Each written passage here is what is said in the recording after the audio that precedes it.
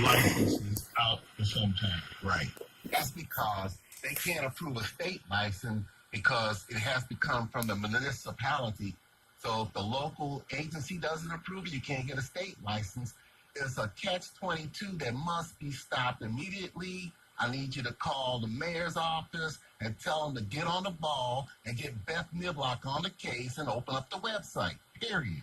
Well, yeah, and I hope they keep suing So, so they can ask for a judge to demand that they issue an order demanding or writ of mandamus and telling the city that it's got to do that. We need to make sure there's a lot of remedies. The legislature ought to get back into medical marijuana, and we should get out of making all of these dang restrictions. Leave people alone. Let people put what they want in the neighborhoods. The neighborhoods don't look the way they ought to, because as soon as we get some business going, y'all want to knock them down because we don't like the business that you bring in.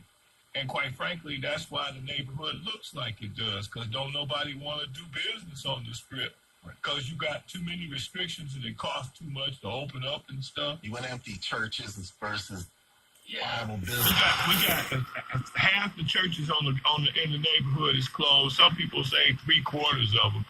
Look, it doesn't make sense to have a whole lot of boarded up buildings instead of having something that works. We ought to make sure that we do. What do you think about that? Let's see, we got a call. Jack? Jack, you're on the air. Good morning. Yeah, good morning. Good morning. Yeah, I just wanted to make a comment about the subject, marijuana. Okay. It's hard to find marijuana on the black market, especially in Detroit. You don't know what you're getting. And the comment is about people talking about marijuana is bad as heroin. Now, if you look at someone that uses heroin and somebody that smokes marijuana, they look totally different. They look different. The person that uses heroin, his eyes is closed and he's ugly looking. But anyway, to make a long story short, cigarettes and alcohol, beer, wine, liquor, and certain medication, prescription medication, is 1,000,000 times worse than marijuana. Oh, we know They that. come up with that law to keep you from getting a job. I don't know what year. Do you know the year they come up with the drug law? Well, it's not really a law. They just started doing it, and now we sort of it's been reversing. And I'm happy you brought that part up, because a lot of people don't realize that even if you test dirty, you can take another chance. Now look, there's a whole lot of ways to do that. Even with the police department or other city operations, you can do that. People want to give you a chance. There's a way for you to deal with the marijuana before. It's just those jobs where even taking certain kind of pills will make you less capable of handling the wheel and stuff. But it's no science to show that marijuana will do that to you necessarily. It depends on the person. It's like any other drug. So number one, the first thing, Jack, they got to do is to change the federal law and take it off that schedule, because you're right. For years, while I was in the legislature, I continued to issue a bill encouraging the Congress to take it off. You got to take it off the schedule. We know marijuana. You talking about the drug testing law? Yeah, see, if you take it off the schedule of drugs where they put marijuana with heroin and cocaine and all the other dangerous drugs, then the rest of it will fall. That's what I'm trying to tell you. And if it's no real law that requires drug testing. 60% of the 60% of the companies in this country no longer even use it.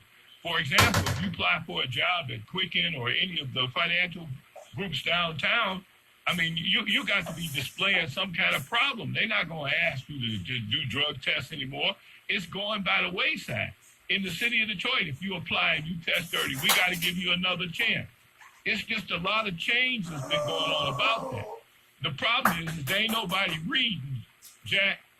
That's the problem. And they go off on these half-cocked notions where they ain't paid no attention to the detail, so they misinform hundreds of people. Just like right now, I had to beg a young man to come over to Northwest Activity Center and apply because he was so worried about he might test dirty. Look, you need to go learn about the tea and how to do the other things. You know what I'm saying, Jack? There's some things that these people can do to avoid that. And at the rate we're going, in the next decade or so. You know, you could take something and get a clean urine. Yeah. Oh, you could take something and get a clean urine. You can clean yourself up. The problem with marijuana, it stays in your system ordinarily for 30 days, but if you do the regimens and take the other ones, you can clean yourself up much quicker. But ain't nobody sharing that with nobody. Well, yeah. Thanks, Carla. But I tell you what, now, when we do it right, you don't have to take those stupid tests because all that is just making money for those clean companies like the Clear, the Gold Seal, and just, it's just, you cut that off and they'll go to making other stuff. Yeah, I tried to cut it off in the city budget so that we would stop taking those tests. Why waste the money? We should put it in the workforce development. Okay. Let's take Tom's call. You on the air, Tom? Hey, Happy New Year, gentlemen. How are you? Good. You know what? In terms of the dispensaries, okay, and the whole thing, 2008 people voted to make medical marijuana legal. Right. And I said this. Once the people voted for it, okay, it's in. But, and I've been to a number of those meetings. We just didn't want them everywhere. You understand? Hey, Tom. You know what? You got boarded up buildings everywhere that ain't producing 5 cents of revenue. So to me, that's the most spurious part of it. And you are a very wise man who does his homework. It's spurious for us to argue that. It cost me $1,130,000 because of all of these closures because we just didn't want. Look, that's what they said about automobiles when Henry Ford had to go across the street to Canada to raise money to help promote automobiles. That's why it was never a plant physically until Old Town, really in the city. The plants that were in Highland Park, Hamtramck, because I don't want no plant in my city. Look, you can have such a restricted idea. What we should do is allow the marketplace to go. I asked the lady, why would you be mad about a building being open as opposed to being closed? Well, it just don't look good for our neighborhood. Well, have you been to Amsterdam? Or have you been to any other major city that has changed their attitude about things? That's how you get cities vibrant. We'll never bring these neighborhoods back until we open up and allow people to feel comfortable about what they want to sell in their property. Don't nobody want this property. That's why the city got so much of it, because we always trying to tell people what to do with it. We need to get out of that, Tom. We don't need to be picking and choosing who is going to be in business and let people be in business with what they want to do. The marketplace is going to tell you what the business is going to be. I hate that we had to keep subsidizing, giving city money that we could use for other things to help subsidize getting the storefront going, redoing the storefront for them. I mean, don't know. It's no way to make money on certain businesses today, and we need to allow those that can to operate. So I love you, brother. You know I do, Tom. But that part of it just didn't bother me. If we had 250, I wouldn't have cared. Patrick, you're on the air. How's it going, George? Good. Okay. Outside of Attorney General Foghorn Leghorn with his decree, yeah. What? I like that one. Wait a minute, we better tell people who Foghorn Leghorn. A lot of the young people probably don't know that he was a cartoon character. Go ahead. I'm sorry, Patrick. Yeah, no problem. Yeah, no, I think the pro-marijuana side has tried to argue against people who have never smoked pot that pot should be legal when those people don't know what it does to them at all. I think that's the wrong message. You had asked, where are the libertarians a little earlier, and, Rand Paul kind of disappoints me continuously, but his father, Ron, said it right. He said this is, you asked also about the religious folks still being anti-marijuana, and I think the explanation I give as a libertarian is not that it's a harmless thing, but that we in America especially let people do very controversial things. And then no one can argue that religion has not led to controversial outcomes, regardless of which religion that is. Oh, that's so true. It's silly to allow people to pick a religious doctrine or dogma, and not what they put in their own bodies. It's an exercise of liberty. The federal government has no role, in my opinion, insofar as what the Constitution says, to regulate what we put in our bodies. That should be left to the states. It doesn't matter. I know heroin's awful, but I don't think the federal government doesn't prosecute murders. They don't prosecute things that are much more heinous than any drug use, like rape. This is all handled by the state. So I think drug enforcement similarly should be handled by the state. And also in the same kind of vein, the government can't stop me from saying anything. That's the idea of prior restraint. That's a First Amendment type issue. And similarly, in the same kind of, vein of thinking, I should be able to use whatever drug, and you can't say, well, you might do this after consuming heroin, or you might do this after consuming, whatever drug it is.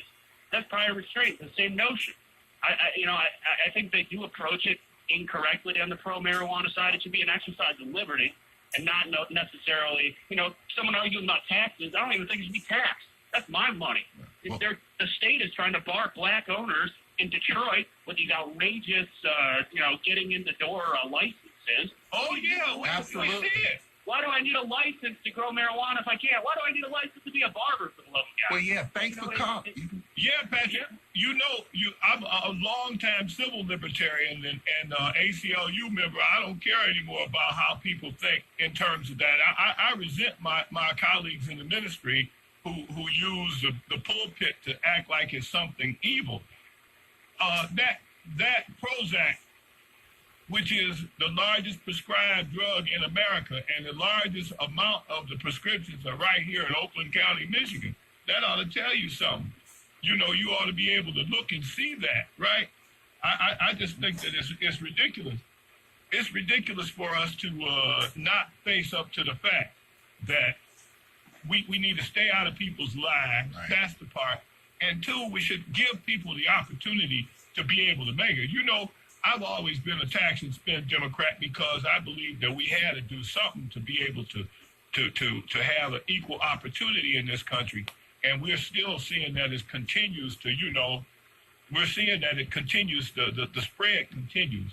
The break between those who have and those who have not continues to grow deeper. Terrence, you're on the air. The Rastafarians in the house.